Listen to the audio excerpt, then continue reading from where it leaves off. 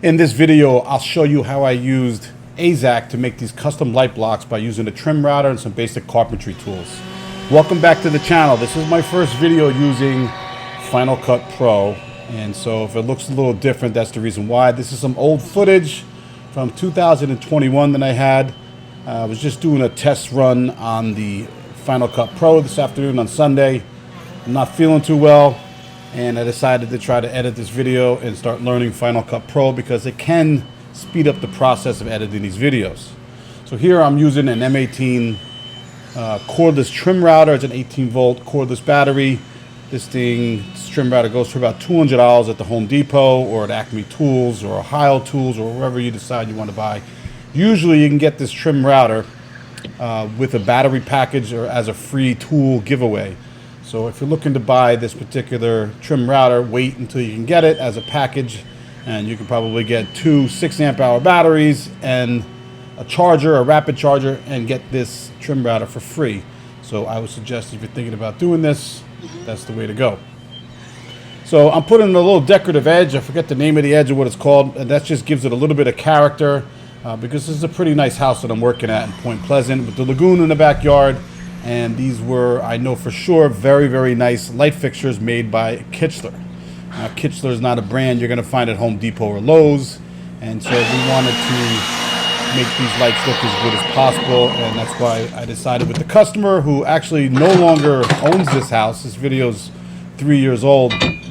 He wanted to make these lights look as nice as possible, and so if they're just going right up against the Dutch lap vinyl siding, they would look okay, but they wouldn't look as nice as they do, as you'll see at the end of this video.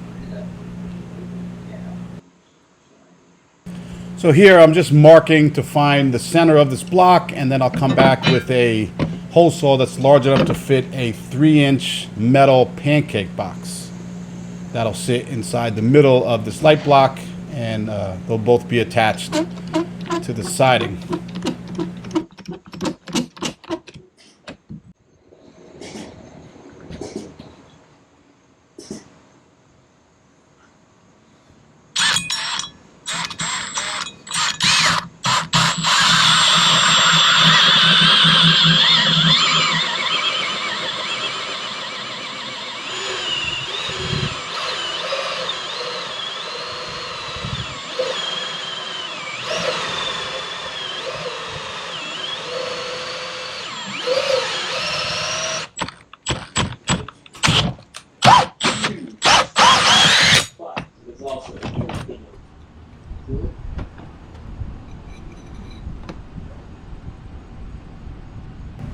So as you can see here, I'm attaching the 3-inch pancake box. So actually, I'm going to mark it out right here, and I'm going to cut away the vinyl siding using my oscillating tool.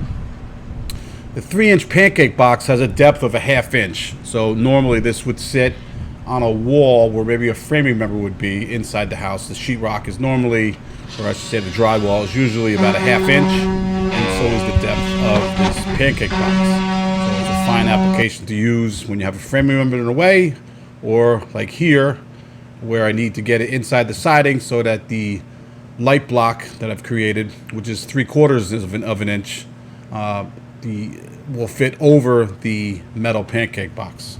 So pancake boxes, exactly why we call them pancake boxes, because they're shallow in depth like a pancake.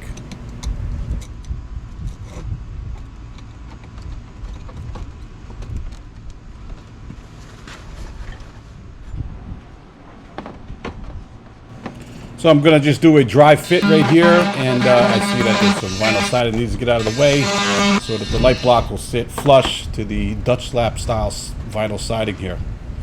Once I get that, I'm going to put some screws, one at the top and one at the bottom, in a place where the light fixture canopy will cover them so you don't see any holes left by these screws.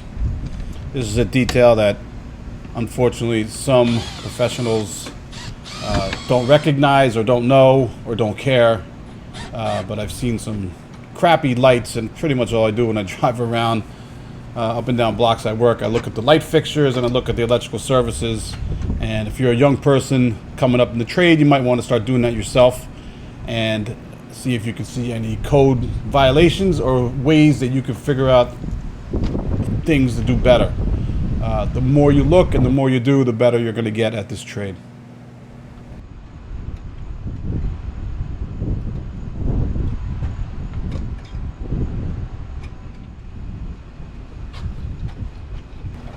You may have seen me using my testers there, and the reason why I'm using those testers is obviously the wire's behind the siding here, and I just wanted to make sure that I didn't pierce it with any of the screws that I've used. Sometimes that happens. I don't remember actually ever doing that, but I always want to check anytime I'm putting these light blocks in to make sure that I don't pierce the cable behind the light block.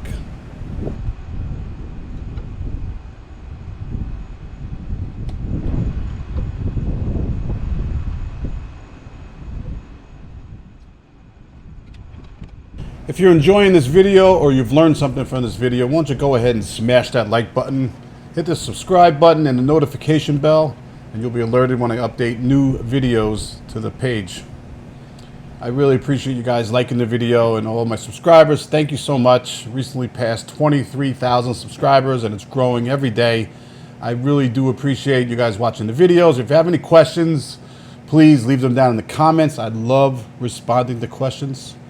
So if you like this video, hit the like button, and this video is coming to an end, and we'll see you on the next one. Thank you.